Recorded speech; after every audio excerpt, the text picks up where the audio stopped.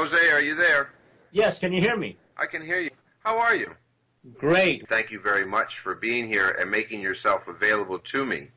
Oh, it's my pleasure. Are you ready to talk to me about what's going on? Because I think I have some questions. I think I know of the two movies that you made, The Moon Rising and UFO, The Greatest Story Ever Denied. Are those what would be your biggest accomplishments to date? Well, UFO, The Greatest Story Ever Denied is one, and Moon Rising, of course, you know. And I have others that I'm making, you know, but currently those are my two biggest movies that are being well received. And the reason probably why we're going to probably have our friendship expand is probably because of Moon Rising directly, right? Yeah, we're going to work together. Yeah, can you tell me from, you know, can you tell me about the movie from your point of view? What's important about the movie to you so that I can get a feeling for your point of view on it? Well, what I like about the film was meeting up with Kerry Martinek. He's out of Canada. And what was really cool about him is he is one of the most in-depth historians of the NASA controversy. So he's brought out a lot of information that it would have taken me years to find. And I was blessed to have him come on the show, come on into the film. And a lot of the stuff that you see on that, aside from the Clementine mission and the full-color photography that I discovered, and a lot of the NASA Apollo photo tampering. Aside from all that, Kerry brought out a lot of information, man, like the Brookings report, which NASA hired the Brookings Institute to come out with a report in a journal as to how the world public and the American public would react if they were told that there was an alien presence among us. And it was not favorable to release that information because it would totally devastate not only the scientific community's findings and proving them wrong on a lot of theories, but also the religious and political and geopolitical aspects. So there's been a lot of information that Kerry brought out in the film Moon Rising. And what I'm aspiring now that I have you, Francis, you know, and you don't mind if I say this, but I'm glad that you're coming on board with me on the re-edit of Moon Rising because there are some vital things that need to be presented and answered, and only you can do it. And I'm glad you're going to do it with me on this film. So these are the blessings that I've had making these films, is that I've had the right people, you know, coming on board, and I appreciate you coming on board with me on the remake. Right, and you know, in return, in karma, whatever it may be, serendipity is that you are a blessing to me as well, because I all of a sudden have this deep pool of pre-existing research, new research happening. Because where is an observer without something to observe, right? Exactly, that's true. So now listen, while we were waiting for you, I probably, you know, I tried to describe to the listeners what I knew about what you had done previously, because you and I do not have a history at all, and this is going to be like most of the things I've gotten involved with, to be honest with you, is it's right off at this brand new start of a relationship, and then it's a learning process, and then through the shows and whatever I do and the telescopes, we're all learning together. So I understand why we want to see the moon. Now, let me try to separate things. There are images that you created using a palette of colors that you adapted to moon images. But now there's also some new color images that Kerry Martinek has produced, right? So we have two different sets of images, correct? No. What happened was I wanted to do a movie poster for my film Moon Rising. I had made a poster that was black and white, and it just didn't look right. You know, I needed a full-color poster. So what I did is I got two of the neatest-looking craters on the moon, and they're the twin craters. I think they're on the front side of the moon, lower front side. And I said, oh, you know what, looks nice, but I've got to colorize this, man. I've got to put it in color. So that's what I did is I airbrushed, you know, using earth palettes as earth tones to fill in the gray areas, because everything's grayscale. All right, so this photograph that was in black and white, I got all the lighter areas that on Earth were represented by this particular color, and I airbrushed the lighter areas that way. And I just kept doing it until I got a full-fledged earth tone version of what the moon's surface might look like if it was in color. And that's the poster that I used originally. But then I found when I was looking to do a special effect replica of the moon using a 3D program, a CGI program called Cinema 4D, I contacted one of my old special effects friends here in Hollywood, and I said, hey guys, when you guys do a space fly-in, you know, a space flight thing, and you got planet Jupiter and Saturn and Earth and all that, where do you get these 3D models that I can use?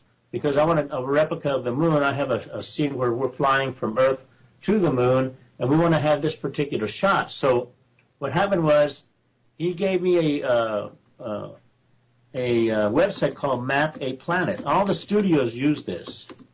I'm sending it to you right now. I'll in there and get a realistic Earth, a realistic moon, and what they've done is they've taken the surface of all these planets and mapped it out flat, okay? They made a map of it, a flat map of it, and then what the studio people do is they'll go up there and they'll download the skins, and then they'll wrap them around a sphere, and voila, there's planet Earth. Full-fledged, realistic, you know, that kind of thing. So I went to the moon section, and if you go to Map a Planet, and your listeners can go to mapaplanet.com, you go there, and click on the moon object. It's going to take you to another page, and that page you're going to see 5 different variations of what you can use. Okay? In the middle, smack dab in the middle, is the natural color of the moon. And when you click there, it takes you to the flat skin of the moon's surface, and on the left there are controls where you can start exploring the moon yourself in its full natural color. And that's where this all started. And so towards the end of Moon Rising, because I had just discovered this right before I was going to release the film in March, and you know, if I had found this footage in full color before, I wouldn't have even put in my airbrushing, because I explained that at the top of the movie. I said, well, you know, I wanted a full color poster, and I airbrushed it, but see, I had already produced that segment before I discovered the color footage that exists. So towards the end, I start showing the color footage, and then people start getting confused. They said, well, the last part of the movie, it's full color airbrushing done by Escamilla. So that's why I'm re-editing the beginning of Moon Rising. So that's how that came about. Well, I love how that's described too, because that makes perfect sense. How that, you know, and again, you might not have saw it as a blessing at the time because you were hoping to have, you know, because you were ready to release, and all of a sudden, new information gets put into the mix.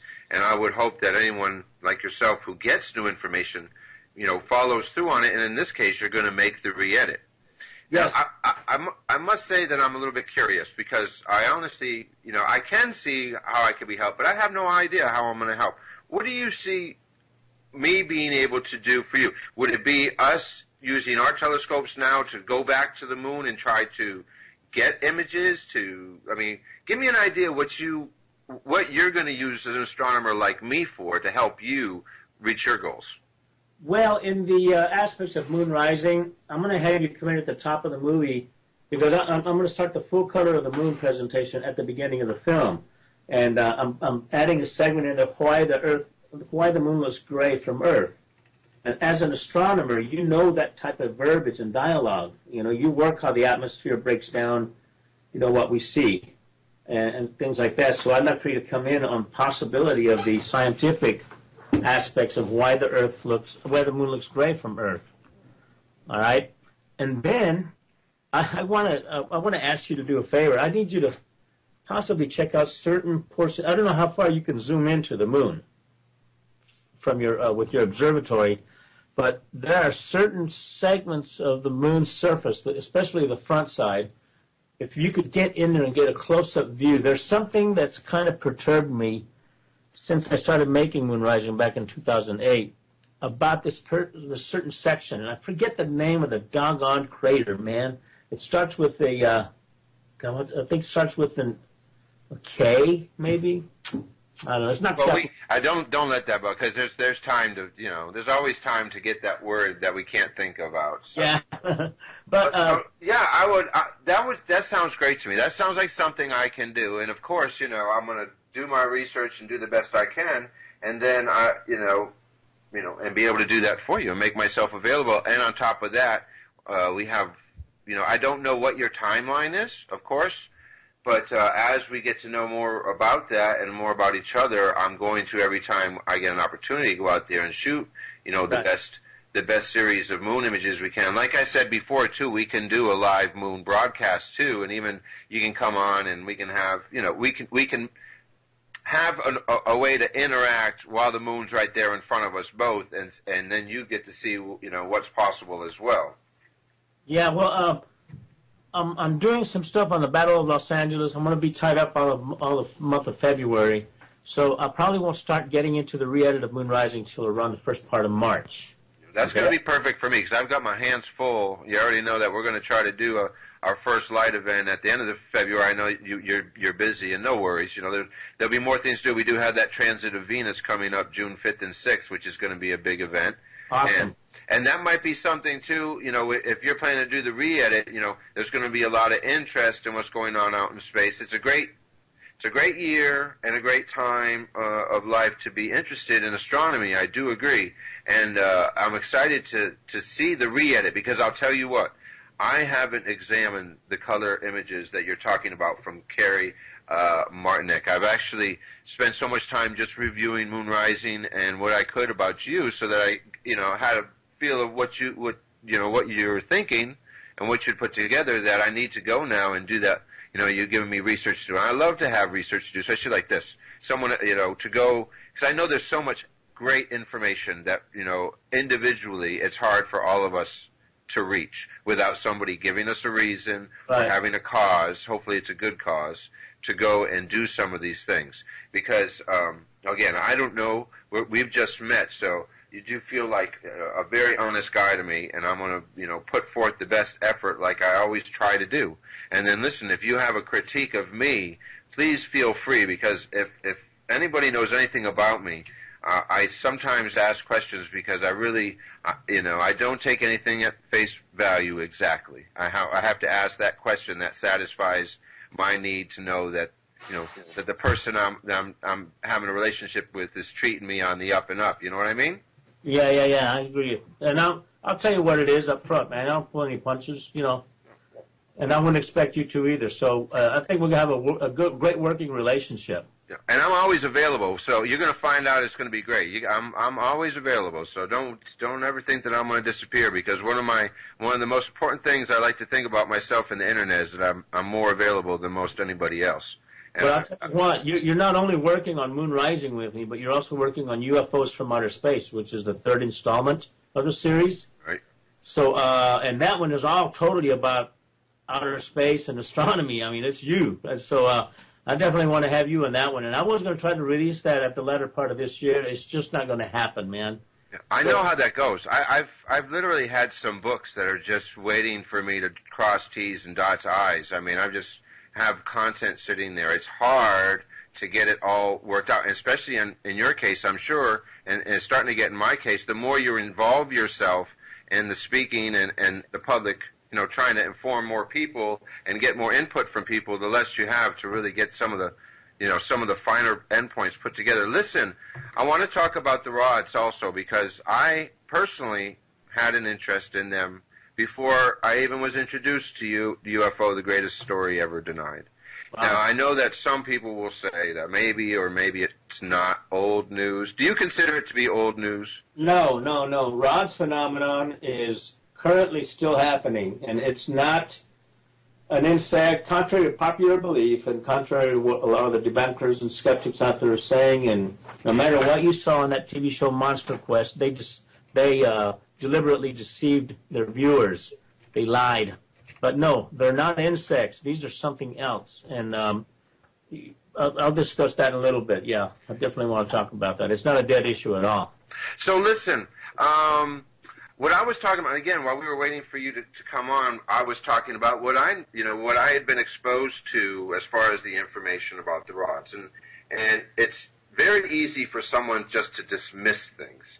But I must say that when I was researching the subject more, I was quite intrigued that the closer you got to the objects, the more defined they actually became, which sometimes when you when you get very close to some objects, unknown or otherwise, they now the rods do pixelate when you get in very close, but these were objects, anomalies or not, in the images that would actually get more defined the closer you got as they were being brought out. And when I was first introduced, it had a lot in my mind to do with that base jumping sinkhole. And is that where, in your movie, a lot of that, those views came from as well? So, like, when I was being introduced to it, were you breaking the news, or were you getting introduced to it like me? No, I broke the news back in 1994. See, that's before me, and that's... The cave footage came about in 1996. I was watching a TV show called Real TV. Do you remember that show? Yes, sir. I loved it. All right. Well, I was watching one afternoon. It was a Friday, and they said, "Coming Monday," and it shows these base jumpers. Daredevils jump into this canyon, what have you. And I looked at it, and then I saw a rod fly by, and I go, "I'm going to contact Real TV." All right. And that's what I first learned about it. Was '96. Now, the cave of the swallows, I had learned about back in the early '80s. About that, or late '80s, I believe it was, because I have a lot of stunt friends here in L.A. As a matter of fact, the house I'm living in is from a stunt friend of mine. His name is Tom Morga, veteran stunt guy. And it turns out that at this cave there was a jump. The first time a guy jumped into the cave from a helicopter, and there was a base jumper guy, and he was a stunt guy, and he jumps in, and he had a helmet camera. And this was before the Real TV story broke the thing about Cave of the Swallows.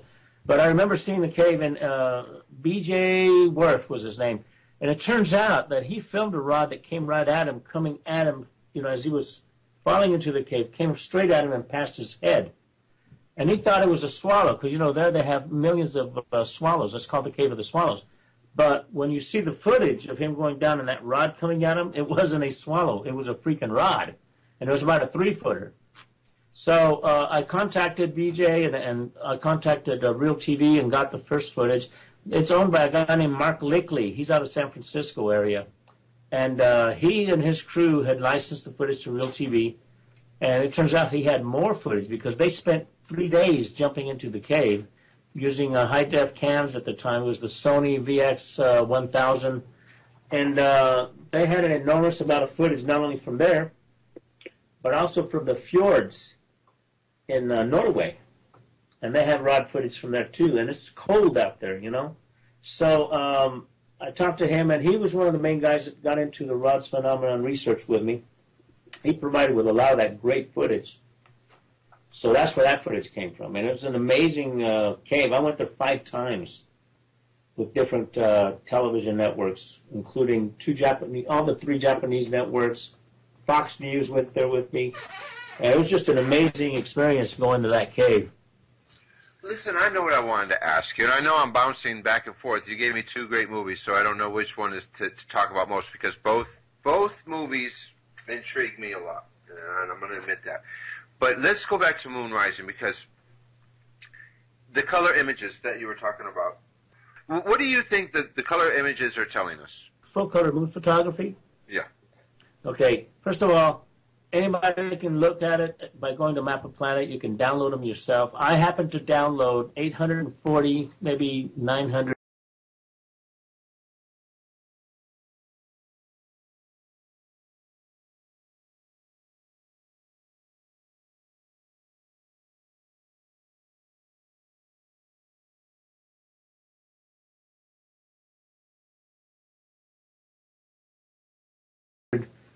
Full-res, high-definition photos of the moon in full color taken by the Clementine mission in 1994. And after Moon Rising came out, when you go to Map of Planet now and you try to download, for example, Aristarchus, it is all washed out. It is bad color. They've tampered with it, so it doesn't look right. And the reason they've done so is because in full color photography of the moon, you can see details. You have depth of field of what's on the moon, whereas in black and white you don't. And this is some very incredible things that exist on the moon. I mean, you can see structures. You can see what appear to be dome-shaped glass domes up there with things inside, like buildings and vegetation, all sorts of weirdness. So you're when I go and look at them, I'm going to have an opportunity to see these things because I know that, because I'm going to be able to go see the pictures and I'm going to have the opportunity to interpret that. But if I interpret that, and I know we were talking a little bit, touched on it on Wednesday, if I interpret that it is actually real, then I must tell myself that they either can't find their way to Earth, or they don't want to come to Earth, or we're keeping them from Earth. What would be your opinion on, that scenario? Because, if I go there and I see it, and I know that if I see something, then my brain has to, analyze it and tell me that I'm going to change my belief patterns or something that I would more readily believe than this new set scenario.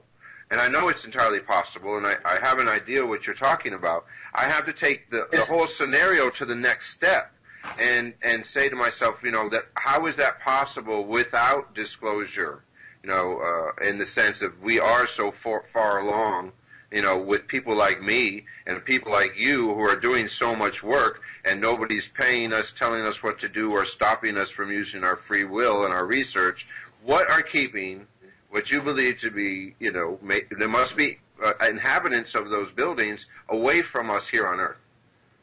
Well, I think they are transporting, or coming. I think they are transversing back and forth from the moon to Earth and so forth. Because lately there's been a lot of traffic going to the moon. We had China, we had Japan, we have India. And Korea wants to go there now, and Iran, and they're all planning to go to the moon.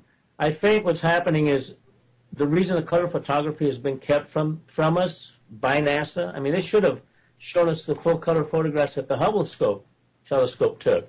Instead, they show us 3 photographs in black and white. Right. That's another point there with the Hubble. How they said the moon was too bright for the Hubble to take a picture of, and then you found pictures. Yeah, well, there are 3 or 4 photos of there. Just type in on Google, Hubble moon photos, and there's only 3. Yeah, that's an impossibility, of course, right? Yeah, and doggone well. I mean, there's also some animations that I downloaded from the NASA website where they superimposed Aristarchus. And by the way, for those that don't know, Aristarchus is the crater that looks like a nuclear reactor. They're calling it it glows a real beautiful blue or violet blue. And it's the only area on the front side of the moon that has this weird-looking crater. And when you see the Hubble photography of it, it's black and white. And here you have the Clementine mission photography of it in full color. So why would they hide that? Because... And you can imagine the Hubble telescope can go right in on the moon, man. If they wanted to show you the Apollo 11 base capsule, what have you, they could zoom in with the Hubble telescope, but they ain't going to do that. Why? Because it's possibly not there. Otherwise, why lie to us? Why keep us in the dark, Show us the full color photography from the Hubble. Can you imagine how breathtaking that would be? My gosh. And look at it this way, too, Francis. I've only downloaded like 345 photos, or maybe 900, like I said, and those are of 1.8 million digital photographs that were taken. 1.8 million full-color, high-resolution digital photos were taken of the moon in 1994. I've only downloaded not even a handful, man, of what's really there. So, doggone well that they've got the best lunar photography ever. NASA does.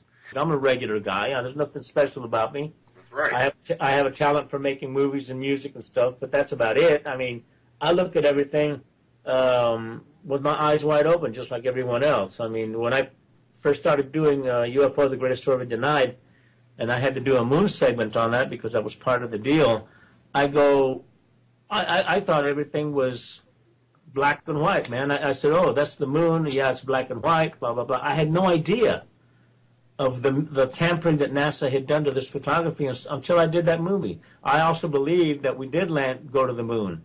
I come to find out that there's something else going on about that. I mean, moon rising is not about whether we went to the moon or not. It's about what we found there and what was waiting for us when we did get there. So, you know, just so people know what moon rising is about. And I'm so glad, like I said, you're going to work with me on this. And there's some things that you're going to love doing about the new moon rising, especially the vectors, man.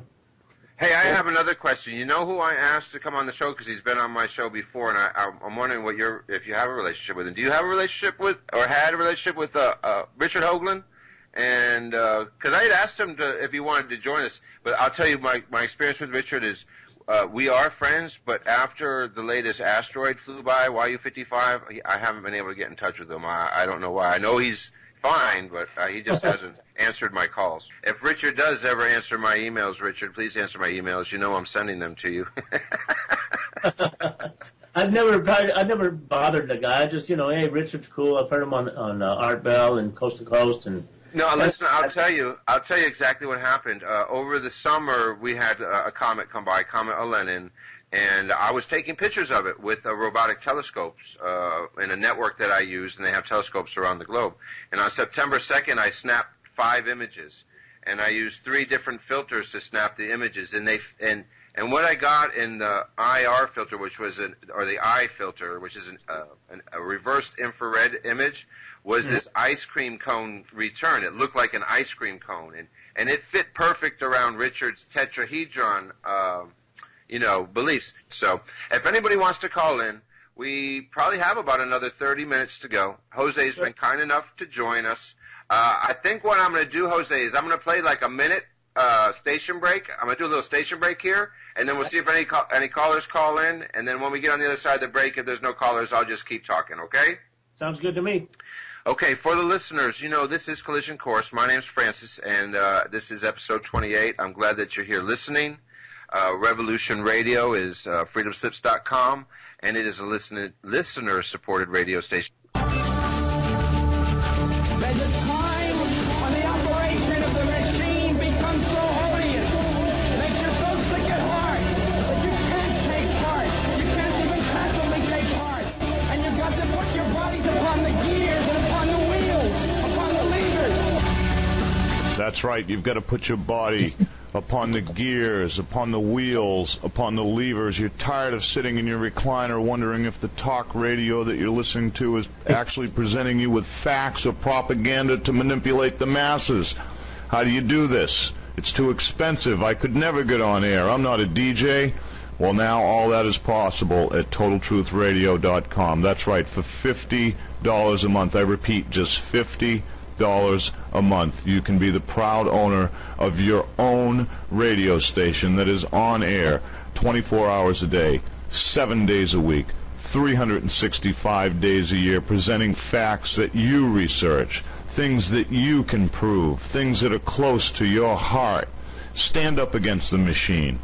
The more of us that stand up, the more of us that express our voice, the more of us that hear the truth, and that's the goal.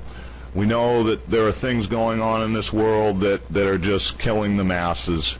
They're dummying down the populations. They're controlling the sheep, and you're tired of it, yet you just sit in your lazy chair and you listen and you listen and you listen, and you get more frustrated. The reason you're frustrated is because you're only listening. Start speaking. Get up out of that easy chair right now. TotalTruthRadio.com is selling affiliate radio stations for as little as $50 a month. That's right, $50 a month. And this just isn't the radio station. It is also the technical support that you need to get the station up and going. You have no computer skills. You don't need it. Go to TotalTruthRadio.com and look for full details. We started with 50 spots available. We are down to 44. These will go quickly. At $50 a month, a one-time fundraiser would pay your costs. So there's no reason to sit there looking at your bank book and saying, I can't do this. $50. You're on air when you want to be on air. You're saying what you want to say. You're able to do and present what you see as truth, what you see as being important. So get up out of that chair right now. Go to TotalTruthRadio.com, where you're going to find an awesome opportunity, and you're going to be able to stand against the machine that is manipulating us all. And you've got to make it stop, and you've got to indicate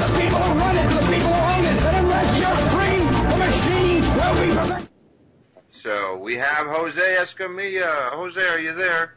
Yes, I am. I've been over here chatting with some people, some great guys on the chat room. So you know, we have a great group of people that join many of the shows and come every Friday night diligently. They're, you know, and it's a great source of information. I don't know if you have enjoyed the networking as much as I have, and not networking like here, sell this or sell that or do whatever, but I'm talking about real relationship building, sharing of knowledge. Now, when you're in the chat room, there are, you know, just like we were talking about egos before, everyone's got one. You know, everybody's got a couple of elbows, everybody's got a little bit of ego, a little bit of opinion. So if you meet anybody in the chat room who won't leave you alone, just tell them to shut up. Well, you know, I've grown out of that. I used to have anger management problems, you know. I did too. On my first show, like episode 1 through 3, I was terrible. I know, man. So it's like, all right, I better, you know, behave myself and just roll with the punches, man. That's all you can do. But, you know, I'm old enough to just say, all right, whatever, go to the next one. But I'm gonna go in the chat room after we get done with the show and chat with some people. You know, I like doing that. Say, let me ask some roundabout questions to get your point of view. Yeah. Are you aware that there are a group of individuals and researchers who believe there is something awful out in our solar system just waiting to, I mean, what is your opinion of the Earth changes as you perceive them with, let's say, weather conditions, let's say, earthquakes, volcanoes? Are your senses alerted to that side of the story? Because I can tell you from experience that I've had to deal with a sense of fear from space for this, you know, almost all of 2011. Have you gotten that from your circles at all? Well, you know, I'm up on everything, man. You know, 2012, the Mayan calendars, the end of the world, the doomsday machines, and all that kind of stuff. I do feel there is a group up there, all right, and it's the Illuminati. You know, why beat around the bush? And this is a group that it's been going on for hundreds and hundreds of years, man. People don't realize that there is a group out there that wants to control the world. And the Rockefellers, Bilderbergers, you know, the Rothschilds, the Bush family, all these bozos, man, they want to control us. They want I think it goes farther. You know, there's one thing for me to want $1 million, but it's something else for me to get a job and start earning that $1 million. And I think the group, you know, I'll even go as far as saying that they are using whatever resource. There is a group of concerted effort using large amounts of money to sway the masses. And if we allow them to do that, they're going to sway us right into a brick wall. Absolutely. And, you know, Obama recently signed an executive order, man, that allows the military to arrest civilians. They just put that into law. Well, and also, and I know this is still coming out, I started reporting on this a while ago. In the summer of 2012, Obama is scheduled to sign a UN, you know, one of those treaties giving up our rights to, you know, the Second Amendment right. You know, basically when the United States becomes their ability to police us, i.e. the UN, when our president gives the UN the ability to police us as if they were our governance, we can really, we thought we were kissing stuff goodbye before. That's a bad place to be. And I want people to realize that too. I haven't said it in a while, that this summer Obama's planning to sign a whole other bill that we haven't even hardly heard about, one that's going to put us in the treaty with the UN and the rest of the world that's going to take away some of our real rights. And it's going to be like one of these things. Oh, you've got just as much rights as you did before until something happens. You know what I mean? Yeah, and I know exactly what you mean. And it's just a known fact that this is coming up. And they're trying to make it look biblical. They're trying to make it all look like as if, hey, this was written in the ancient times, and you know, they're that crazy. They've got control over the HAARP instrument. You know, they've got control over this Tesla technology, the weapons of mass destruction. There you go. We're similar-minded there. Me and Tesla have a great relationship in my brain. Yeah, well, we have those. They have these, you know, that one tower, the Twin Towers. When you see that steel tower evaporate into dust, that was not done by, you know, airline fuel. You know, there's this one radio tower that just disintegrates, pulverizes, man. What causes steel to do that? some kind of weapon, man. It was an energy weapon that was used there. Yeah, well, my view, and I don't get it, because that is one topic that I haven't, I have limited research on. My view of the event stops at Building 7. No reason for it to come down. Something's going on. Oh, yeah. I can't explain the rest, and I hate to because once you have an opinion about the rest, you're kind of one way or the other. I would still love to talk to the guys who set up the demolition in Building 7, and if I could find those guys, I'm sure they were down the street just a little while before.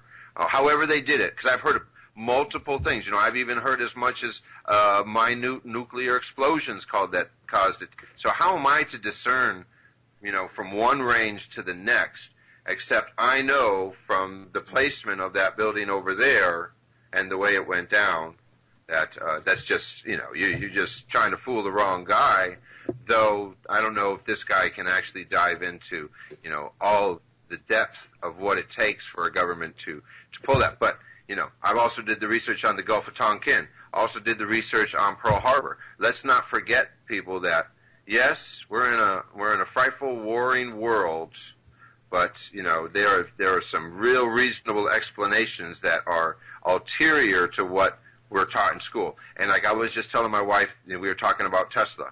I said, honey, when you were in school, who gave us electricity? Who gave us telegraph? Who gave us some of these things? And this is speaking about Tesla. And my wife spends limited time doing the research, so she's going to give me the answer that comes to her head the first. And the answer that came out of her was the ones I was expecting. Thomas Edison, Marconi, all this stuff that was taught to us, you and me as well, because she's even younger than I am by a few years, that we were learning something, and this is how they manipulate us and our knowledge in a way that's just totally false. Now, granted, they'll say, oh, well, Tesla got this credit and Tesla got that credit. If you go back to the day and age, 1903, when you have Henry Ford, U.S. Steel, J.P. Morgan, who was actually funding Tesla, they were all in a separate deal outside of Tesla. And when J.P. Morgan went to Tesla and said, where do we put the meter, and Tesla told him what his plans were, that was the moment that that the corporate world started taking over our right to have things that were inalienable before then. Free energy. I believe Tesla would have given us free energy. I believe our whole energy system would be different if not for some type of shuffling off of information, shuffling off of responsibilities, shuffling off of information, so that the government controls it now and they can do whatever they want to do with it. And I also feel that the government makes mistakes with this technology so bad that we could have some Earth effects. I mean, I wouldn't doubt that some of the things happening on Earth is man-made, and I don't think that we really have wrapped our brain around the ionosphere that Tesla was bringing to life, the electric ionosphere, the planet generator. Well, another thing, too, is, we've had a lot of free energy devices, cars that work on water and this kind of thing, and they've been, the inventors have been either mysteriously killed or disappeared, or they've been, they were bought out. Japan was coming out with a car that worked entirely on water, but somebody approached them, either a major car manufacturer or somebody, approached the people that were coming out with the car. They already had production going. But this company went in there and just bought them out, So. Yeah, and then at that point, again, that would be something, because Tesla was one of those individuals. Now, sometimes as people, we give people certain status ranking and we associate them with certain things. We give Edison, the proper placement in his brain. But I don't think there was any brain like Tesla's. And especially how far back we're talking about. We're talking about over 100 years ago. He was coming up with, ingenious things that, and I did some research about how he did it. He was a guy, and I'm kind of like this, not near it, but I like to visualize things. If I'm going to get into a competition or I'm going to race or I'm going to build something, I'll sit there and I'll visualize it. And I feel that when you visualize something well enough, you're better prepared to take on that task or compete. And what Tesla did is he totally created his inventions, a lot of them, in his head. and like they said it would literally be in his brain like a 3D object that then he would write the drawings for and create the object. So, this idea of without the human ingenuity, we would be nowhere. You take some of that ingenuity 100 and some years ago and then cover it up under a layer of bureaucracy, and then somehow the government comes back and uses it against us. I mean, one of the most, if there's anything that really makes me mad about the way I've been treated in this world, I think that would be a perfect example that, And then I get mad about we go back to ancient times, the Sumerians, they knew the planets were round. Where do we get from a round planet to people trying to sail their ships off the edge of the Earth, Yeah, exactly, man. Totally unreasonable. And they're still teaching our children that. I haven't even asked my son who Tesla's about, and I don't, I probably should one day, but I bet you they're still teaching the same stuff. Thomas Edison, Marconi, all the same stuff that's basically not true. Yeah, and one of the things that Tesla developed was current over the air. And this was in 1897. Right? That's when he was building that tower, I believe it was. Or it might have been later, but it was a current, sending current over the air. He wanted to give free electricity. Yeah, and that's why J.P. Morgan went to him in his office and said, where do I put the meter? When he says, where do I put the meter, it means, where do I get paid? If you're going to progress your technology, Mr. Tesla, where do we put the meter? And Tesla couldn't give him the answer because Tesla's view was to basically now the ionosphere around the globe is already charged, but what his technology does, and some of the HAARP technology, is they're able to send up a pulse of electricity that is circulating around the globe up in the highest reaches of our atmosphere. Okay, there's no resistance, you don't need no cables, you don't need anything. And what it does is they start it in one direction and they can direct it so it comes back over an amplifier. When it reaches the amplifier, it's amplified. They can create just, ginormous amounts of electricity. They can still do it today. I mean, the technology's there. But who's using it and what are they using it for?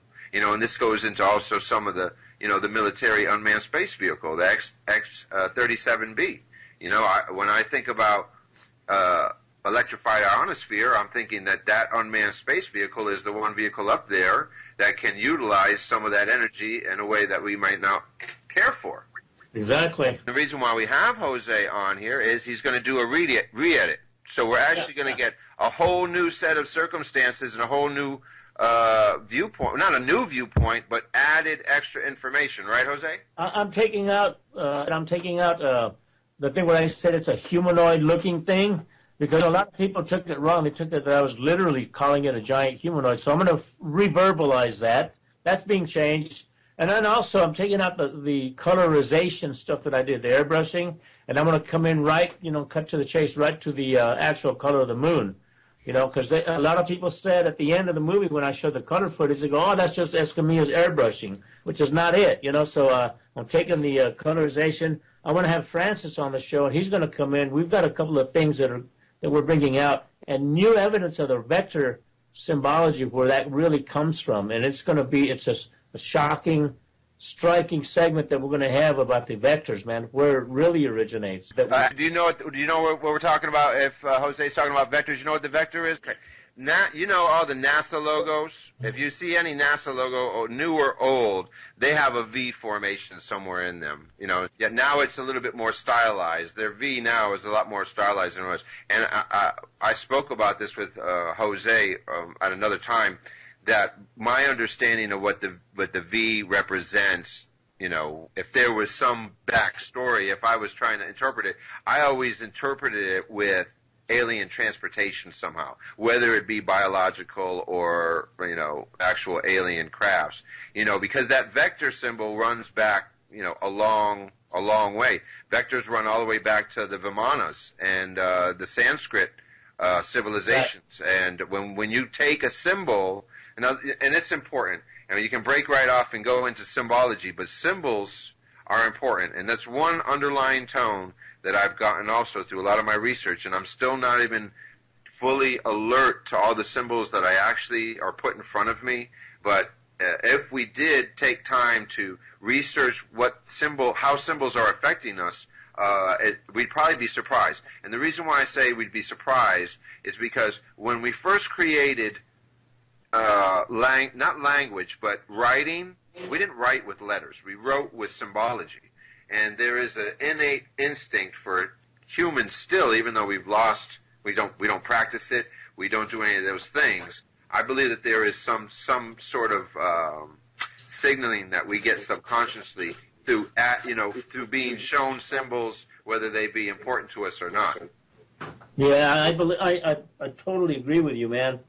And how the ancients were able to get symbology that we're only realizing today, that we're seeing, in other symbology, like the NASA logo, for example, and stuff like that. How they had access to that type of information is an amazing thing that often needs to be checked out. You know what I like, Jose? I like good research. I hate bad predictions. You know what I mean? So I'm I'm a guy who doesn't like to make predictions. So I like you, and I like the research you're doing. So, what I was saying was I've interacted with people who are doing research, but they're doing research and they kind of already have a predetermined result. Now, right. Now it's reasonable for you to have an expectation of a result, but I like your result better. It's not telling me.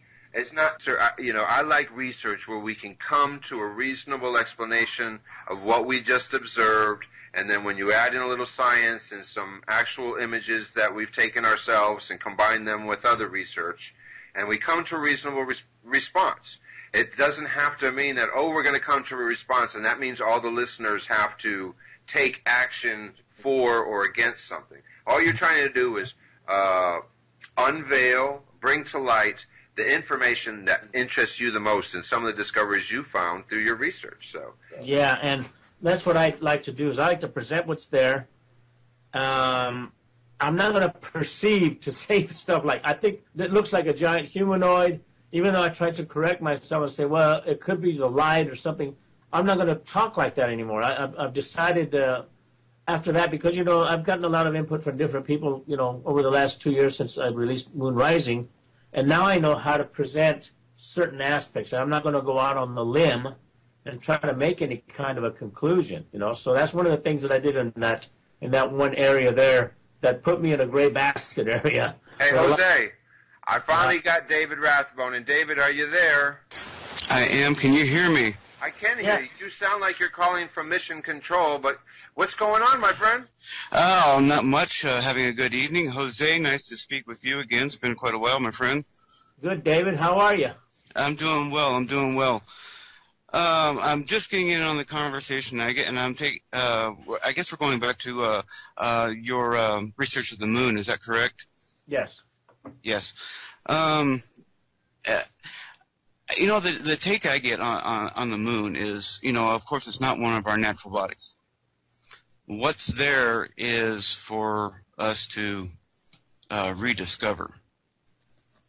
I agree. Agreed. If we're going to go any farther into this evolution that we got to do for getting to the moon, we've got to get past one certain thing, and that is the fact that it's already been colonized.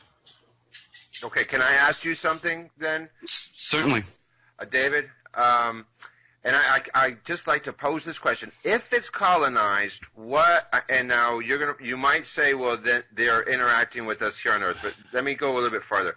If it's colonized, if I'm an alien and I'm colonized on the moon and I have that ability, what is keeping me from revealing myself to someone like Francis Walsh? I mean, why am I getting messed up being stopped from interacting with planet Earth if that's what I want to do? Or do you believe they don't want to interact with us, and so that makes it great for our governments to keep it away from us? As far as interacting with us, they have been doing it for quite some time. How they're doing it is in a specific timeline, and they are not going to reveal themselves until it's time to. We were told. I mean, there's going. we're right on the verge of everything just coming together, and we all know this. Well, you're not going to get around it. I'm going to say, Dave, what I hate, and I don't know if this is just whatever. I hate to throw blankets out there and just say, well, that's just the way it's going to be. I have to have more. That's why I ask the questions like, well, what's keeping the alien from, if they want to, what is keeping them? And when you say, well, they're just waiting, then what are they waiting for? Are they waiting to take us over? Are they actually playing a part in the government's role to stupefy and mystify us all? We're not ready to be out there. No, I know we're not ready to be out there, but they're ready to be here, aren't they? They've been here for millions of years. But then they don't want the population to know that they're here. They don't want to. How should I put this? They don't want their interests. Interests, exactly. So their interests. So you think there's a connection somehow through alien corporate interests? There are those types, yes. So, so the Moon Rising movie, it was great for you because it brought to life some of the things that you expected already. Correct.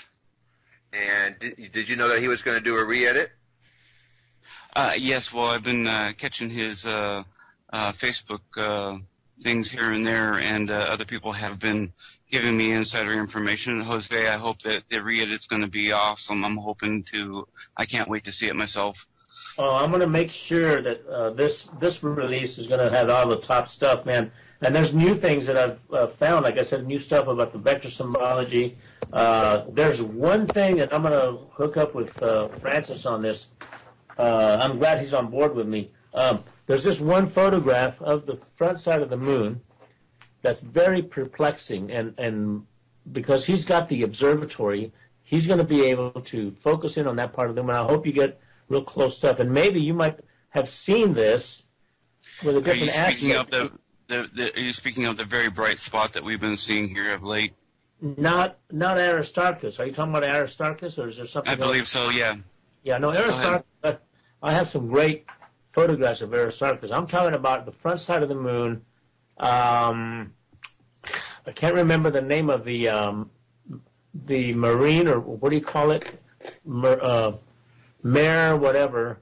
It's a certain area. Don't worry, Francis, I'll get it to you. But if we can find any photograph that's a deviation of it, that does not at all looks like it, or a live shot of the moon that does not look like it, then we may have a huge mothership over the surface of the moon that was photographed by the Clementine mission in 1994.